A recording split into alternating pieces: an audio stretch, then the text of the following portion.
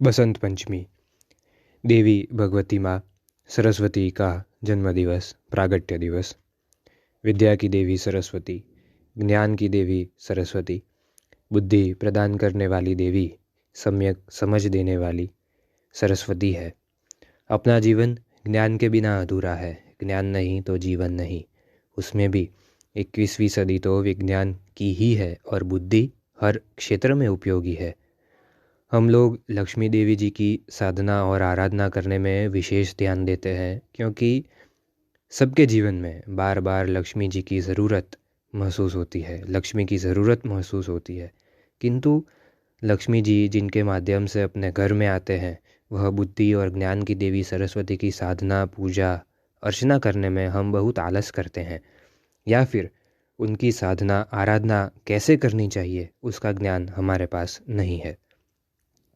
याद रखिए, अगर आपके घर में लक्ष्मी जी का पीढ़ी दर पीढ़ी सानिध्य चाहिए, उनकी कृपा कायम रखनी है, तो सरस्वती देवी की साधना आराधना आपके घर में अवश्य होनी चाहिए। बसंत पंचमी सरस्वती देवी की साधना करने का, उनकी कृपा प्राप्त करने का श्रेष्ठ दिन है। आपके घर में सरस्वती देवी की मूर्ति, फोटो या यंत्र है तो उसके सामने सबसे पहले सुगंधित धूप करें और दीपक कीजिए।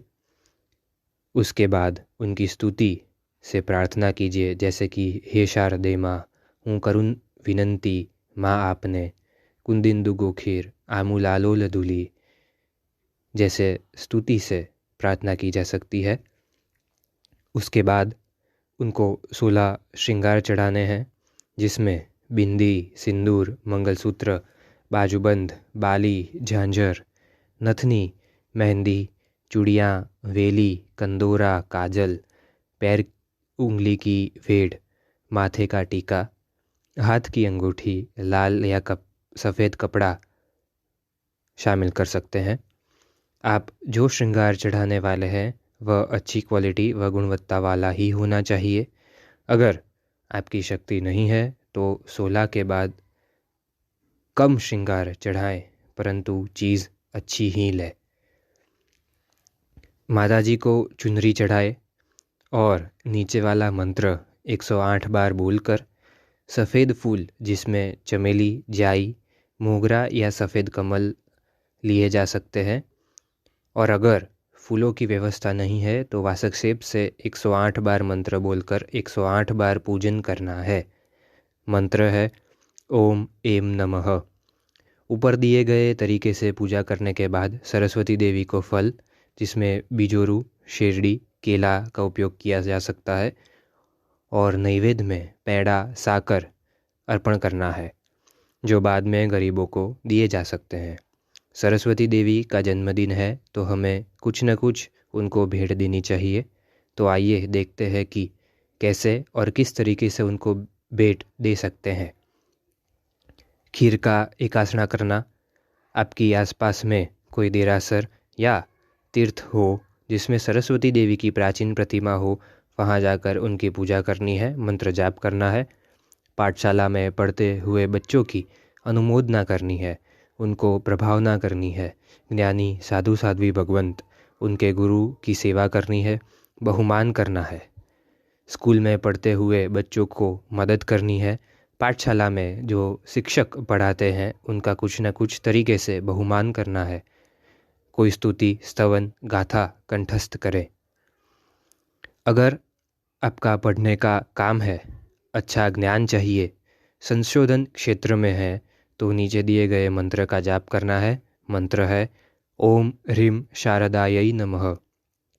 बोलने में तकलीफ़ है या फिर अच्छा बोलने की इच्छा होने की बावजूद अच्छी तरह से नहीं बोल सकते हैं, स्टेज फियर है, सामाजिक जीवन में बोलने का डर लगता है, या और कोई ऐसी तकलीफ़ है, तो नीचे दिए गए मंत्र का जाप करना है। ओम नमो अरिहंताणम वदवद वाग्वादिनी स्वाहा। तीव्र बुद्धि चाहिए, विद्वान बनना है, तो ये मंत्र का जाप कीजिए। मंत्र है ओम ह्रीम अर्हम नमो बिय बुद्धिणम। आप जाप करते समय गर्म सफ़ेद आसन और सफ़ेद माला का उपयोग कर सकते हैं। अब मैं थोड़ी वास्तु टिप्स आपको देना चाहूँगा। कई सारे घरों में, बच्चों में और बड़ी उम्र के लोगों में अभ्यास करने के बाद अपने जीवन में बहुत उपयोगी साबित हो सके ऐसी बातें मैं बताने जा रहा हूँ, जो पढ़ाई से रिलेटेड है। आप पढ़ाई करते समय पूर्व या उत्तर दिशा की तरफ मुख रख कर बैठे तो खूब फ़ायदा हो सकता है। अगर आपको रात में पढ़ने अच्छा लगता है, आप कोई रिसर्च क्षेत्र में काम करते हैं, आपको गणित की पढ़ाई मुश्किल लगती है, या फिर मैथ्स में आपको मास्टर बनना है, आपका मन अति चंचल है, पढ़ने में मन नहीं लग रहा, साइकोलॉजी, पीएचडी, भाषा यानी कि लैंग्वेज अगर आप पढ़ना चाहते हैं और लंबे समय तक पढ़ना चाहते हैं, तो पश्चिम दिशा में बैठकर पूर्व दिशा की तरफ मुख यानी आपकी दृष्टि रखकर पढ़ाई करनी चाहिए।